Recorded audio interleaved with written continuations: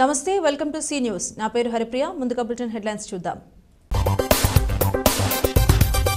బీసీలను నిట్ట నిలువునా ముంచింది చంద్రబాబే రాష్ట్ర బీసీ సంక్షేమ శాఖ మంత్రి వేణుగోపాలకృష్ణ శివరాత్రికి భక్తులకు ఏ లోటు రాకూడదు గోదావరి ఘాట్లను పరిశీలించిన ఎంపీ భరత్ 8న మహాశివరాత్రి జాగరణ మహోత్సవం రాజానగరంలో కనీవిని ఎరుగని రీతిలో ఘనంగా ఏర్పాట్లు ఎంపీ మార్గాని భరత్రాం సంస్కారహీనుడు ఆదిరెడ్డిని అవమానించడంపై టీడీపీ బీసీ నాయకులు మార్కండేయ ఘాట్లో చెత్త వ్యర్థాల తొలగింపు టీకే విశ్వేశ్వరరెడ్డి ఆధ్వర్యంలో శ్రమదానం తన ప్రభుత్వ హయాంలో చంద్రబాబు నాయుడు బీసీలను నిలువునా ముంచాడని మంత్రి చెల్లుబోయిన వేణుగోపాలకృష్ణ విమర్శించారు 2014 ఎన్నికలలో 142 హామీలను బీసీలకు ఇచ్చి ఒక్కటి కూడా అమలు చేయలేదని ఆరోపించారు బీసీలను చంద్రబాబు తన హయాంలో బానిసలుగా చూశారని మంత్రి ధ్వజమెత్తారు పవన్ను కలుపుకుంటే గుంపగుత్తుగా కాపుల ఓట్లు వచ్చేస్తాయని చంద్రబాబు కుట్ర చేశాడని అయితే కాపులు విజ్ఞులు ఆలోచించి ఓటేస్తారని అన్నారు నిన్న మంగళగిరిలో టీడీపీ జనసేన జయహో బీసీ సభలో బీసీ డిక్లరేషన్ ప్రకటించిన అంశాలపై మంత్రి వేణుగోపాలకృష్ణ స్పందించారు బుధవారం తన నివాసంలో ఏర్పాటు చేసిన మీడియా సమావేశంలో మాట్లాడుతూ చంద్రబాబు పవన్లపై ధ్వజమెత్తారు బీసీ డిక్లరేషన్ ప్రకటించే అర్హత టీడీపీ జనసేనకు లేదని మంత్రి వేణు అన్నారు ప్రతి హామీని అమలు చేసి సీఎం జగన్ బీసీలకు న్యాయం చేశారని చెప్పారు నిన్న బీసీ డిక్లరేషన్ చూసిన తరువాత బీసీలే టీడీపీ జనసేనను త్రిప్పికొడతారని అన్నారు బీసీలందరూ చంద్రబాబు పాలనలో దగాపడ్డారని మోసపోయారని వేణు అన్నారు సీఎం జగన్ ముఖ్యమంత్రి అయ్యాకే బీసీలకు అన్ని రంగాల్లోనూ ప్రాధాన్యత లభించిందని మంత్రి వేణు చెప్పారు చంద్రబాబు నాయుడు బీసీలకు ఎన్ని సీట్లు ఇచ్చారని మంత్రి ప్రశ్నించారు ఎమ్మెల్యే మంత్రులు ఎంపీ స్థానాల్లో సీఎం జగన్ బీసీలకు అత్యధిక ప్రాధాన్యం ఇచ్చారని అయితే చంద్రబాబు నాయుడు బీసీలు కేవలం కులవృత్తి చేసుకోవాలని జడ్జిలుగా కూడా పనికిరారని అభిప్రాయపడ్డ వ్యక్తి అన్నారు వైఎస్ఆర్ ఫీజు రియంబర్స్మెంట్ పెట్టిన తర్వాతే బీసీలకు ఉన్నత విద్య అందిందని ఇదే ఫీజు రియంబర్స్మెంట్ను చంద్రబాబు ముందుగానే ఎందుకు పెట్టలేకపోయారని మంత్రి వేణు ప్రశ్నించారు నిన్న బీసీ డిక్లరేషన్ ఒక కాపీ పేస్ట్ నిన్న బీసీ డిక్లరేషన్ మరలా ఒకసారి బీసీలని దగా చేయడానికి మోసగించడానికి వంచడానికి చంద్రబాబు నాయుడు ప్రకటించినటువంటి డిక్లరేషన్ అంటే అసలు ఇచ్చిన ఏ హామీని అమలు చేయని వాడు డిక్లరేషన్ ప్రకటించే నైతిక అర్హత తెలుగుదేశానికి లేదు దానికి వత్తాసు పలికే జనసేనకి అంతకన్నా లేదు మీ వల్ల అట్రాసిటీస్కి గురైనటువంటి బీసీలు మీ వల్ల అట్రాసిటీస్కి గురైనటువంటి ఎస్సీలు ఆ రోజు ఏదైతే నీ నాయకులు చేసినటువంటి వికృత క్రీడలకి బాధింపబడ్డ బాధితులందరూ కూడా బీసీలే అనేటువంటిది జడ్జిలుగా పనికిరానందుకు గుర్తు రాలేదా తోకలు కత్తిరిస్తానన్నావు తోలు తీస్తానన్నావు ఎస్సీలో చేరుస్తానంటావు నీ ఎన్నికల హామీలన్నీ బూటకమని ప్రజలకు తెలియదని అనుకుంటున్నావా అందుకే నిన్ను నీ హామీల్ని బయట పెట్టడానికి ఒక నిజం వచ్చింది అదే జగన్ ఇచ్చినటువంటి ప్రతి హామీని అమలు చేసి రాజకీయ వ్యవస్థకే ఒక కొత్త భాష్యాన్ని రాజకీయ నాయకుడంటే అబద్ధమని నాడనుకున్నారు నిజమని నేడనుకుంటున్నారు మహాశివరాత్రి పర్వదినాన్ని పురస్కరించుకుని గోదావరిలో పవిత్ర స్నానాలు చేసేందుకు వేలాదిగా తరలివచ్చే భక్తులకు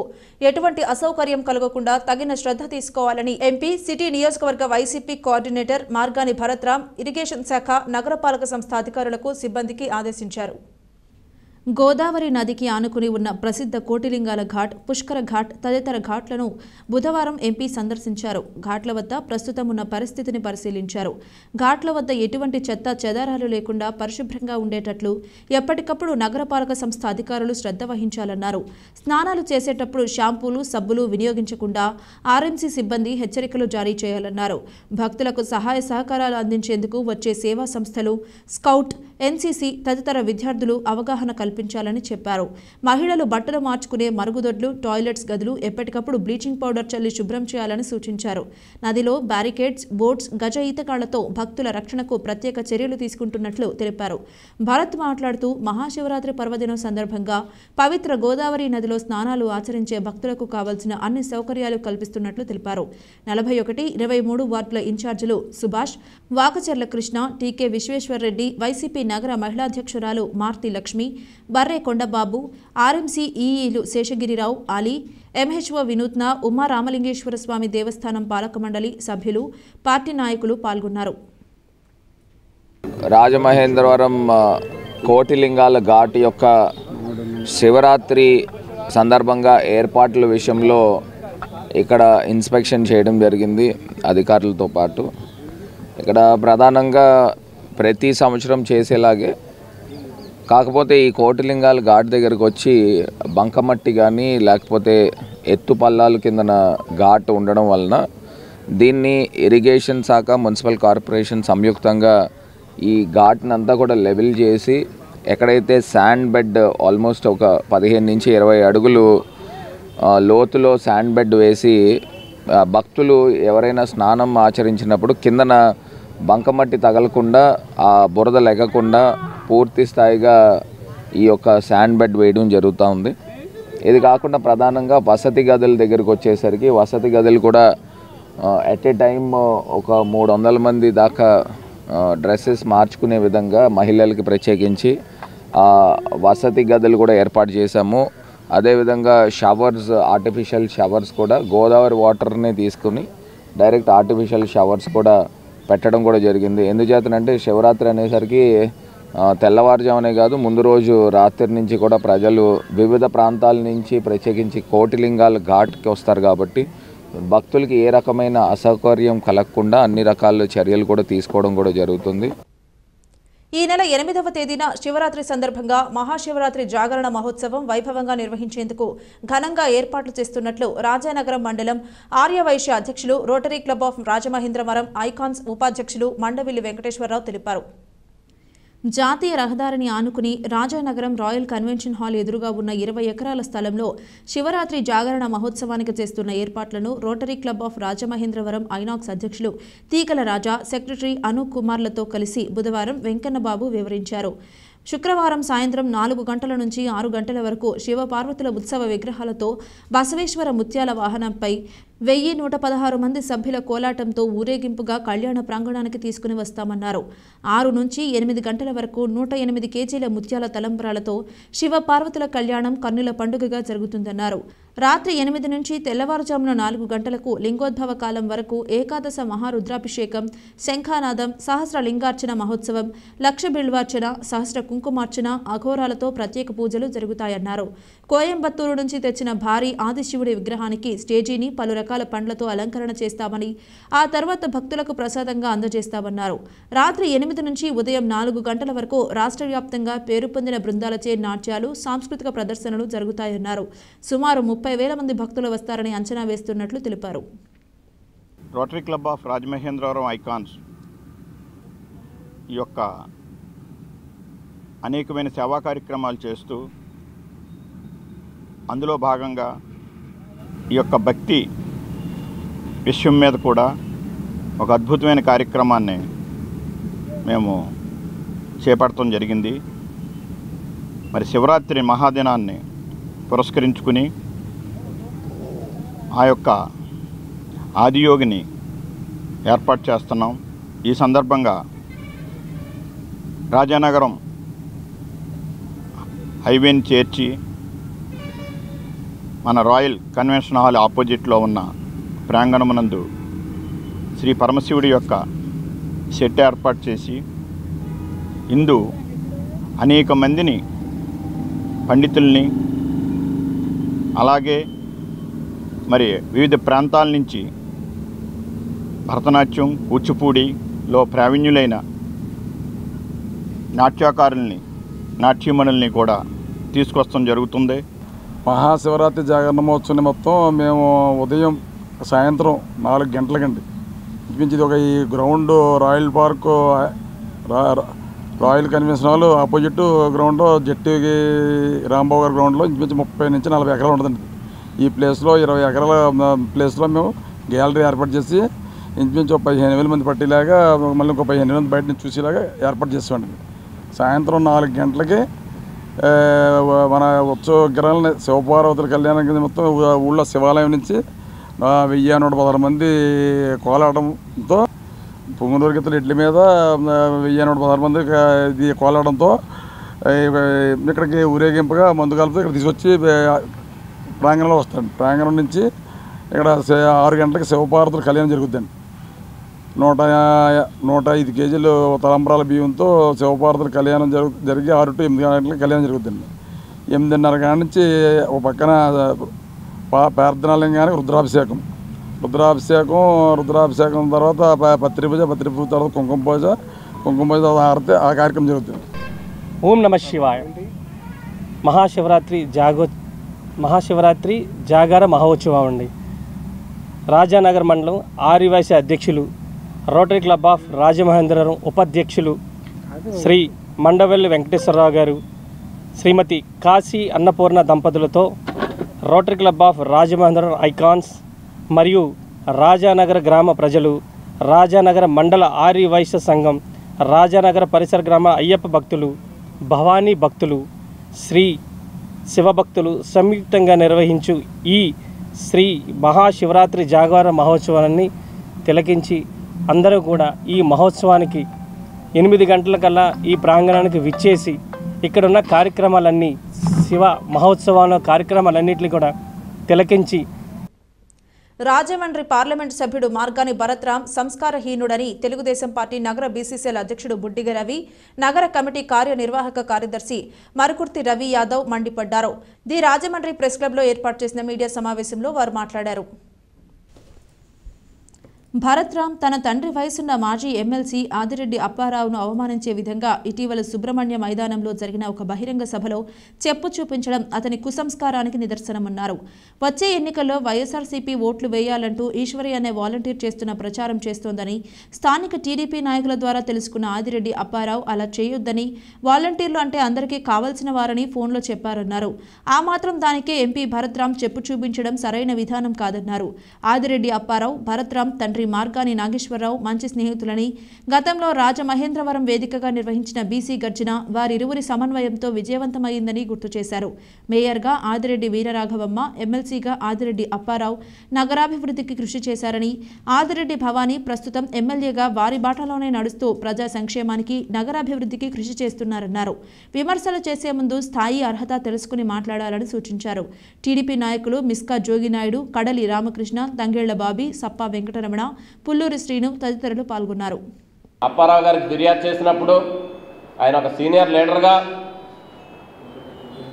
ఒక మాజీ ఎమ్మెల్సీగా, మరి వారి అబ్బాయి ఇక్కడ పోటీ చేస్తున్నారు, ఆయనకి ప్రశ్నించేటటువంటి హక్కు ఆయనకు ఉంది. మరి అనేక మంది ఆయనతో పనులు చేయించుకున్న వారు ఉన్నారు. ఆయన ప్రశ్నించినటువంటి దానిలో ఎక్కడా కూడా మరి ఆయన మాట్లాడినటువంటి భాష కానీ పరుష పదజాలంగానే ఉపయోగించలేదు. ఆయన చాలా గౌరవంగానే మాట్లాడారు. మీరంతా కూడా చూశారు. దానిని వేరే విధంగా ఎంపీ గారు వక్రీకరించడం జరిగింది. అయితే మేము ఒకటే చెప్తా ఉన్నాం, ఆ రోజు ఎంపీ గారు మాట్లాడినటువంటి విధానం చూస్తే ఆ స్టేజ్ మీద ఉన్నటువంటి 3 నాయకులు ముఖ్య అతిథులుగా ఆ రోజు వచ్చారు. పేరు నాని గారు, వంశీ గారు, బూతుల నాని గారు. మరి మేము చూస్తూ ఉంటే నాని గారు వాడినటువంటి భాష మరి గుడివాడ అటువైపు ఆ భాషనే మరి ఎంపీ గారు ఇక్కడ ఉపయోగించడం జరిగింది. అయ్యా, మేము ఎంపీ గారికి ఒకటే మనవి చేస్తూ ఉన్నాం, ఒక పద్ధతిగా మాట్లాడాలి. భావి తరాలకు, కింద ఉన్నటువంటి నాయకులకు మీరు దిక్సూచిగా ఉండాలి, అంతే తప్ప మీరు ఇచ్చేటటువంటి మెసేజ్ ఏ విధంగా ఉంది అయ్యా ఒకసారి మీరు గమనించుకోవాలని చెప్పి మనవి చేస్తూ ఉన్నాం. ఎంపీ గారు వ్యక్తిగత దోషులకి వెళ్ళి తండ్రి సమానులు ఆ నాన్నగారితో పాటు రాజకీయాలు నడిపిన వ్యక్తి మార్గాని నాగేశ్వరరావు గారు కానీ, ఆదిరెడ్డి అప్పారావు గారు కానీ, పుట్టా దొరబాబు గారు కానీ తెలుగుదేశం పార్టీలో ఎంతో క్రియాశీలకంగా పనిచేసిన వ్యక్తులు. అలా మార్గాని నాగేశ్వరరావు గారు అయితే అప్పారావు గారికి చాలా గౌరవిస్తూ ఉంటాడు. అటువంటి తండ్రి సమానులైన వ్యక్తిని జోడు తీసి పబ్లిక్ మీటింగ్లో జోడిదిద్దామా అని చెప్పని అనడం అనేది రాజమండ్రి ప్రజలు గ్రహిస్తున్నారు. ఇటువంటి పెద్ద ఆయనకి ఇటువంటి పరిస్థితి ఉంటే రేపు మా పరిస్థితి ఏంటి, తను రాజమండ్రి ఎమ్మెల్యేగా నెక్కితే మా పరిస్థితి ఏంటన్న ఆలోచనలో ప్రజలు ఆలోచిస్తున్నారు. సార్, మీరు చదువుకున్నారు, ఓ ప్రజాప్రతినిధిగా ఉన్నారు, అనేక రంగాల్లో మీరు ముందుకెళ్ళాలి, వాళ్ళు వయసు ఉంది, వాళ్ళు రాజకీయం చేయాలి. గోదావరి గట్టున ఉన్న శ్రీ ఉమా మార్కండేయ స్వామి గుడి ఎదురుగా ఉన్న రేవును మహాశివరాత్రి సందర్భంగా గోదావరి పరిరక్షణ సమితి సభ్యులు శ్రమదానం చేసి పరిశుభ్రం చేశారు. భక్తుల పుణ్య స్నానాలకు ఎటువంటి ఇబ్బంది కలగకుండా రేవులో చెత్త, ఇతర వ్యర్థాలను తొలగించారు. ఈ సందర్భంగా గోదావరి పరిరక్షణ సమితి అధ్యక్షులు టీకే విశ్వేశ్వరరెడ్డి మాట్లాడుతూ ప్రతి సంవత్సరంలాగే ఈ సంవత్సరం కూడా శివరాత్రి సందర్భంగా ఉమా మార్కండేయ స్వామి గుడి ఎదురుగా ఉన్న రేవుని శుభ్రం చేయడం జరిగిందని చెబుతూ 8వ తేదీన మహాశివరాత్రి సందర్భంగా వేలాది మంది భక్తులు గోదావరి నదిలో పుణ్యస్నానాలు ఆచరించి దేవాలయాలను సందర్శించి పూజలు చేయించుకుని తిరిగి వెళతారని అన్నారు. ముఖ్యంగా గోదావరి నది గట్టు మీద ఉన్న ఉమా మార్కండేయ స్వామి, ఉమా కోటిలింగేశ్వర స్వామి ఆలయాలు ఎంతో మహిమాన్వితమైనవని, గోదావరిలో పుణ్యస్నానం ఆచరిస్తే కాశీకి వెళ్లి గంగానదిలో స్నానం చేసి కాశీ విశ్వనాథుని దర్శించుకున్నంత పుణ్యమని భక్తులు భావిస్తారన్నారు. అందువలన గోదావరి ఘాట్లను రాజమహేంద్రి గోదావరి పరిరక్షణ సమితి సభ్యుల సహకారంతో ఈ కార్యక్రమం చేపట్టామన్నారు. సీతంపేట తేతలి కనికిరెడ్డి బస్సు షెల్టర్లో పులిహార ప్యాకెట్లు, వాటర్ ప్యాకెట్లు శివరాత్రి రోజు ఉదయం 9 గంటల నుంచి పంచిపెట్టడం జరుగుతుందన్నారు. సమితి సభ్యులు ఎస్వివి రెడ్డి, ఎన్ అప్పారావు, కొంచాడ ఈశ్వర్, బి అప్పారావు, ఎల్వి ప్రసాద్, దేశిరెడ్డి బలరామనాయుడు, మడగల దుర్గా, వెంకట్, శ్రీను, సురేష్ తదితరులు పాల్గొన్నారు. మహానగరంలో మరి మహాశివరాత్రి అనేది చాలా ఘనంగా జరుగుతుంది. ఎందుకంటే రాజమండ్రి అంటే దక్షిణ కాశీగా పేరు. ఇక్కడ గోదావరిలో స్నానం చేస్తే కాశీలో గంగానదిలో స్నానం చేసినట్టుగా భక్తులందరూ కూడా భావిస్తారు. అందు గురించి ఇక్కడ వేలాది మంది రాజమండ్రి సరౌండింగ్ విలేజెస్ నుంచి వేలాది మంది వచ్చి ఇక్కడ గోదావరిలో స్నానం చేసి మహాశివుడి యొక్క దర్శనం చేసుకుంటారు. మరి ఇక్కడ ఈ కోట్లింగాల రేవుకి సంబంధించి ఇక్కడ ఉన్నటువంటి ఏర్పాట్లు, అలాగే ఇక్కడ క్లీనింగ్ అన్నీ కూడా అబ్జర్వ్ చేయడం జరిగింది. పోయిన సంవత్సరం కంటే ఈ సంవత్సరం మరి క్లీనింగ్ విషయంలో కానీ, అలాగే ఏర్పాట్ల విషయంలో కానీ కొంచెం లాస్ట్ ఇయర్ కంటే ఈ సంవత్సరం బాగుందనే చెప్పాలి. పుష్కరాల రేవుకి అక్కడ ఎన్టీఆర్ గారి కృష్ణుడి విగ్రహం దగ్గర నుంచి అవతల పక్క అంతా కూడా గోదావరిలో నాసు ఉంది. అదే విషయాన్ని హెల్త్ డిపార్ట్మెంట్ మన ఎంహెచ్ఓ గారికి చెప్తే నిన్న పడవల మీద మనుషులు పెట్టి అక్కడ నాసు అంతా కూడా తీయించడం కూడా జరిగింది. ఇంకా మార్కండేయ స్వామి గుడి రేవుకి వచ్చినట్లయితే అక్కడ చాలా దారుణమైన పరిస్థితులు ఉన్నాయి. ఎందుకంటే అవతల వైపు ఒక ఛానల్ ఉంది ఘాట్కి, యువతల వైపు ఒక ఛానల్ ఉంది. ఈ 2 ఛానల్స్ ద్వారా రాజమండ్రి నగరంలో ఉన్నటువంటి మురికి అంతా కూడా వచ్చి అక్కడ గోదావరిలో కలుస్తుంది. మార్కండేయ స్వామి గుడి అంటే ఆ రేవు చాలా పవిత్రమైనది. అందరూ కూడా చాలా భక్తులు వేలాది సంఖ్యలో అక్కడ కూడా వస్తారు. మరి ఈ ఛానల్స్ ద్వారా వచ్చే మురికిని ఆపాల్సిన అవసరం ఎంతైనా ఉంది. ఎందుకంటే ఆల్రెడీ ఈ మురికిని క్లీన్ చేయడానికి డెడికేటెడ్ ఛానల్ పెట్టారు. అలాగే అక్కడ ఒక క్లీనింగ్ ప్లాంట్ కూడా అక్కడ ఉక్కుపేట దగ్గర ఏర్పాటు చేయడం జరిగింది. అయినా ఇంకా ప్లాంట్ ఎరక్షన్ అవ్వలేదు కాబట్టి ఆ మురికినంతా గోదావరిలోనే వదులుతున్నారు. మరి ఈ మహాశివరాత్రి సందర్భంగా రాజమండ్రి నగరంలో వచ్చే మురికిని ఆ 2 ఛానల్స్ ద్వారా వచ్చే మురికిని ఆపాల్సిన అవసరం ఎంతైనా ఉంది. ఎన్నికలు వస్తేనే బీసీలపై సవతి తల్లి ప్రేమ చూపించే టీడీపీ చంద్రబాబు మరోసారి కల్లబొల్లి మాటలతో నమ్మించి నిట్ట నిలువున మోసం చేసేందుకు సిద్ధపడుతున్నాడని రాజమహేంద్రవరం ఎంపీ సిటీ నియోజకవర్గ వైసీపీ కోఆర్డినేటర్ మార్గాని భరత్రామ్ ధ్వజమెత్తారు. విఎల్పురం మార్గాని ఎస్టేట్స్ ఎంపీ కార్యాలయంలో నిర్వహించిన మీడియా సమావేశంలో ఆయన మాట్లాడుతూ మంగళగిరి జయహో బీసీ సభలో టీడీపీ, జనసేన అధినేతలు చంద్రబాబు, పవన్ సంయుక్తంగా బీసీ డిక్లరేషన్ పేరుతో మరోసారి బీసీలను మోసం చేసేందుకు కొత్త నాటకానికి తెరతీశారని విమర్శించారు. గతంలో 14 సంవత్సరాల పాటు సీఎంగా చేసినప్పుడు చంద్రబాబుకు బీసీల సంక్షేమం, వారి ఉన్నతి కనబడలేదా అని ప్రశ్నించారు. వైఎస్ఆర్ కాంగ్రెస్ పార్టీ ప్రభుత్వం, ముఖ్యమంత్రి జగన్మోహన్ రెడ్డి బీసీల సంక్షేమానికి రాజకీయ పదవులు ఇవ్వడంలో ముందున్నారన్నారు. ఇప్పుడు TDP, Janasena Janasena BC declaration బీసీల DNA టీడీపీలోనే ఉందంటూ పచ్చి అబద్ధాలు దగాకోరు మాటలు మాట్లాడితే నమ్మే పరిస్థితుల్లో బీసీలు లేరన్నారు. గత టీడీపీ హయాంలో బీసీలకు మీరు చేసిన సంక్షేమం, వైఎస్ఆర్సీపీ హయాంలో జగనన్న చేసిన సంక్షేమంపై బహిరంగంగా చర్చించేందుకు చంద్రబాబు సిద్ధమేనా అని ఎంపీ భరత్ సవాల్ విసిరారు. నిన్న రోజున చంద్రబాబు నాయుడు గారు, పవన్ కళ్యాణ్ గారు వీళ్ళిద్దరూ బీసీ డిక్లరేషన్ అని కొత్త నాటకానికి తెరదీశారు. వీళ్ళేదో పెద్ద బీసీలను ఉద్ధరించినట్టు, బీసీల యొక్క జీవితాలని మార్చినట్టు ఒక అద్భుతమైన యాక్టింగ్ పర్ఫార్మెన్స్ నిన్న వేదికగా చేస్తూ ఉన్నారు. నాకు ఆశ్చర్యం అనిపిస్తూ ఉంది. ఇదే చంద్రబాబు నాయుడు గారు 1 కాదు 2 కాదు 14 సంవత్సరాలు ముఖ్యమంత్రి చేసి ఆయన చేసిన నిర్వాహకం ఏంటంటే, అది కూడా 50,000 కోట్ల పేరు చెప్పి 19,000 కోట్ల రూపాయలే మా దగ్గర ఉన్న సమాచారం. మళ్ళీ ఇవాళ తీసుకొచ్చి 1,50,000 కోట్ల రూపాయలు చెప్తా ఉన్నారు. నేను ఇవాళ ఓపెన్గా స్ట్రైట్గా ఇదే చంద్రబాబు నాయుడు గారికి నేను డైరెక్ట్ డిబేట్కి ఛాలెంజ్ అని అడుగుతా ఉన్నా. గత 32 సంవత్సరాలుగా కాంగ్రెస్ పార్టీలో పనిచేస్తున్న తనను రాష్ట్ర అధికార ప్రతినిధిగా నన్ను నియమించిన ఆంధ్రప్రదేశ్ కాంగ్రెస్ కమిటీ నియమించడం పట్ల రాజమహేంద్రవరానికి చెందిన కొవ్వూరు శ్రీనివాస్ కృతజ్ఞతలు తెలిపారు. కాంగ్రెస్ పార్టీని మరింత బలోపేతం చేసి అధికారంలోకి తీసుకుని వచ్చేందుకు కృషి చేస్తానన్నారు. ఈ సందర్భంగా కొవ్వూరు శ్రీనివాస్ మాట్లాడుతూ 2024 ఎన్నికల్లో రాహుల్ గాంధీని ప్రధానిగా చేయడానికి పార్టీ అధిష్టానం ఏ బాధ్యతలు అప్పగించినా సమర్థవంతంగా పనిచేస్తానని స్పష్టం చేశారు. కాంగ్రెస్ పార్టీలో జాయింట్ సెక్రటరీగా, రాజమండ్రి సిటీ వైస్ ప్రెసిడెంట్గా, జిల్లా అధికార ప్రతినిధిగా అనేక పదవులు నిర్వర్తించానని తెలిపారు.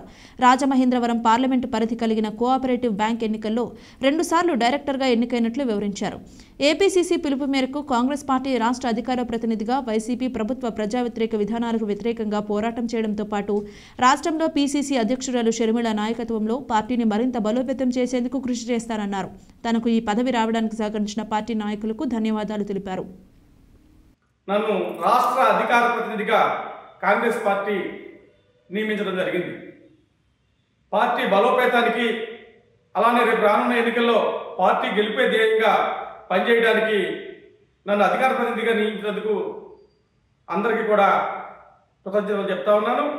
ముఖ్యంగా ఈరోజు రాష్ట్ర అధ్యక్షురాలు, కాంగ్రెస్ పార్టీ అధ్యక్షురాలు షర్మిలమ్మ గారు, అలానే మన ఇన్ఛార్జి మాణిక్యం ఠాగూర్ గారు, అలానే working CWC member Gidugu Rudraraju గారు, వర్కింగ్ ప్రెసిడెంట్ శంకర పద్మశ్రీ గారు, మరో వర్కింగ్ ప్రెసిడెంట్ తులసిరెడ్డి గారు, ప్రత్యేకంగా ఆయన మీడియా సెల్ చైర్మన్, ఈ రోజున నా నియామకాన్ని ఇచ్చినందుకు వారందరికీ కూడా కృతజ్ఞతలు చెప్తా ఉన్నాను.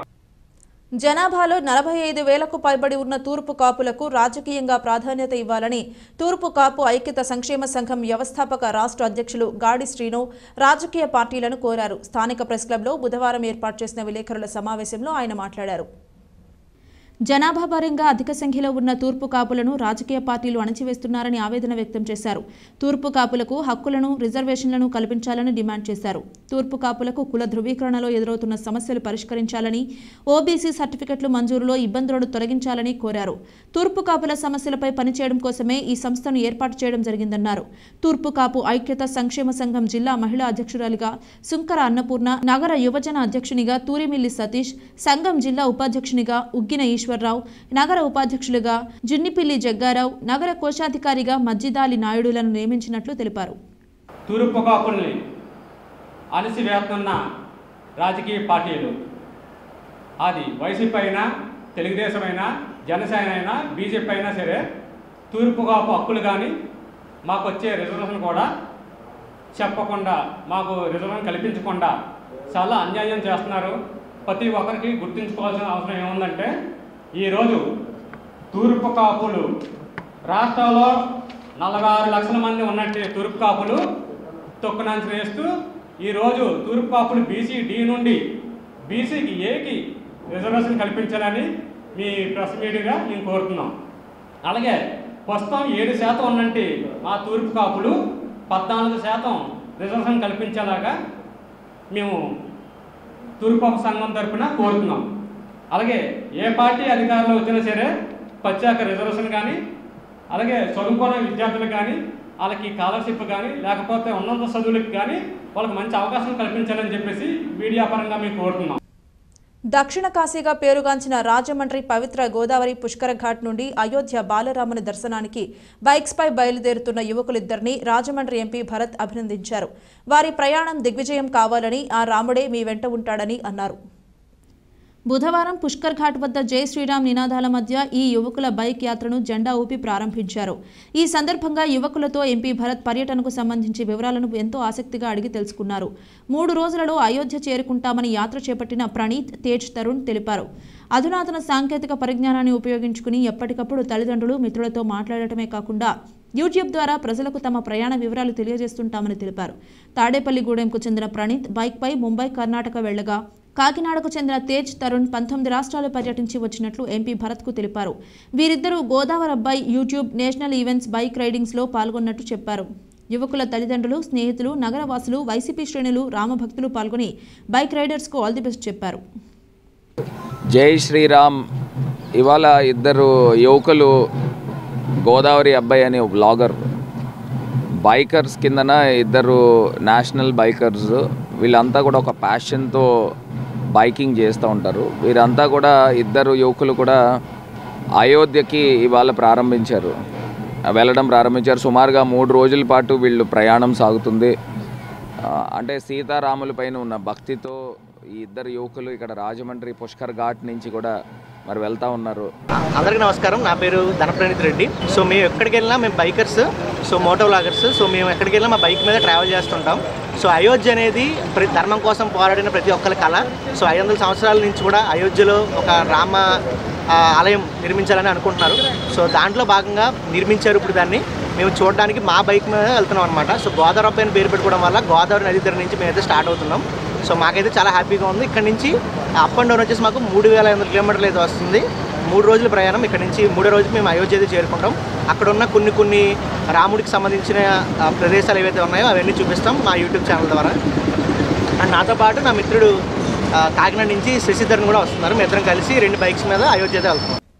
రాజమహేంద్రవరం రూరల్ శాసనసభ్యుడు, టీడీపీ పొలిట్ బ్యూరో సభ్యుడు గోరంట్ల బుచ్చయ్య చౌదరి, తూర్పుగోదావరి జిల్లా తెలుగుదేశం జనసేన పార్టీ అధ్యక్షుడు, మాజీ ఎమ్మెల్సీ కందుల దుర్గేష్ని ఆయన కార్యాలయంలో మర్యాదపూర్వకంగా కలిసి టీడీపీ, జనసేన కూటమి విజయానికి తీసుకోవాల్సిన చర్యలపై చర్చించారు.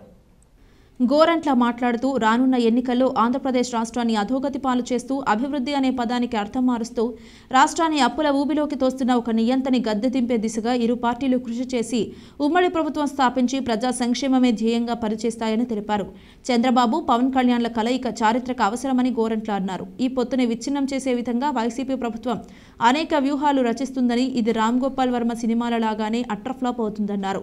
తెలుగుదేశం, జనసేన పార్టీలు ఒక వర్గం, కులం కోసమో రాజకీయం చేయడం లేదు అని, కేవలం రాష్ట్ర ప్రజల మేలు కోసమే చేతులు కలిపాయన్నారు. వారిద్దరూ పార్టీ శ్రేణులతో కలిపి ఆప్యాయంగా పలకరించుకుని మనసులో భావాలను పంచుకున్నారు. ఇరువురు నాయకులు కలిసి టీడీపీ, జనసేన కూటమి విజయానికి కృషి చేస్తామన్నారు. సార్వత్రిక ఎన్నికలలో అసెంబ్లీకి, పార్లమెంటు తరపున వివిధ రాజకీయ పార్టీల తరపున నిలబడే అభ్యర్థులు చేసే ఖర్చులకు చెందిన ధరల వివరాలపై సంబంధిత ఏజెన్సీలు, యూనియన్ ప్రతినిధులతో సమావేశం నిర్వహించినట్లు జిల్లా జాయింట్ కలెక్టర్, జిల్లా కొనుగోలు committee chairman N Tej Bharat తెలిపారు. కలెక్టరేట్ సమావేశ మందిరంలో మంగళవారం సాయంత్రం హోటల్ మేనేజ్మెంట్, లాడ్జీలు, printers, flexi, photographers, videographers, cable network, రవాణా ప్రతినిధులు తదితరులతో సమావేశం నిర్వహించారు. తేజ్ భరత్ మాట్లాడుతూ ఎన్నికలను అత్యంత పారదర్శకంగా నిర్వహించే క్రమంలో ఆయా అభ్యర్థులు చేసే ఖర్చులకు చెందిన సమగ్ర సమాచారం తెలుసుకునేందుకు వాటికి వారు చేసే ఖర్చుల వివరాలు ఆడిటింగ్ చేయడం జరుగుతుందని అన్నారు. జిల్లాలోనే వివిధ రకాల ఖర్చుల నిమిత్తం వారు నిర్ధారించిన ధరలను ఆయా అభ్యర్థుల ఖాతాలకు జమ చేయడం జరుగుతుందన్నారు. శాసనసభ్యులు 40 లక్షలు, ఎంపీకి 95 లక్షల వరకు మాత్రమే ఖర్చు చేయడానికి అవకాశం ఉందని అన్నారు. ఆ మేరకు అభ్యర్థుల ఖర్చులను తనిఖీ చేసే బృందాలు వాటిని ఆడిటింగ్ చేయడం జరుగుతుందని అన్నారు. వార్తలు ముగించే ముందు హెడ్లైన్స్ మరోసారి. బీసీలను నిట్ట నిలువునా ముంచింది చంద్రబాబే, రాష్ట్ర బీసీ సంక్షేమ శాఖ మంత్రి వేణుగోపాలకృష్ణ. శివరాత్రికి భక్తులకు ఏ లోటు రాకూడదు, గోదావరి ఘాట్లను పరిశీలించిన ఎంపీ భరత్. 8న మహాశివరాత్రి జాగరణ మహోత్సవం, రాజానగరంలో కనీ విని ఎరుగని రీతిలో ఘనంగా ఏర్పాట్లు. ఎంపీ మార్గాని భరత్రాం సంస్కారహీనుడు, ఆదిరెడ్డిని అవమానించడంపై టీడీపీ బీసీ నాయకులు. మార్కండేయ ఘాట్లో చెత్త వ్యర్థాలు తొలగింపు, టీకే విశ్వేశ్వరరెడ్డి ఆధ్వర్యంలో శ్రమదానం. ఇది ఇవాల్టి బులెటిన్. మరొక బులెటిన్లో మళ్ళీ కలుద్దాం. అంతవరకు సెలవు. నమస్కారం.